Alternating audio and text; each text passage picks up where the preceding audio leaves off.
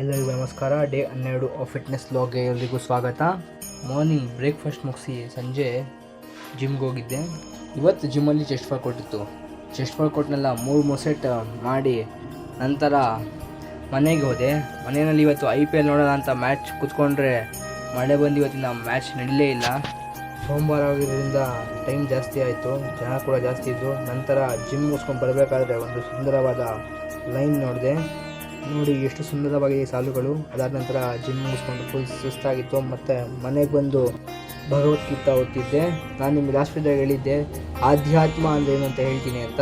ಆಧ್ಯಾತ್ಮ ಅಂದರೆ ಏನು, ನಮ್ಮ ಇಂಡಿವಿಜುವಲ್ ಸೋಲ್, ಜೀವಾತ್ಮನ ನಮ್ಮ ಯೂನಿವರ್ಸಲ್ ಸೋಲ್ ಆದಂತಹ ಪರಮಾತ್ಮನೊಂದಿಗೆ ಒಂದು ಮಾಡ್ತಕ್ಕಂತಹ ಕ್ರಿಯೆನ ನಾವು ಆಧ್ಯಾತ್ಮ ಅಂತ ಕರಿತೀವಿ.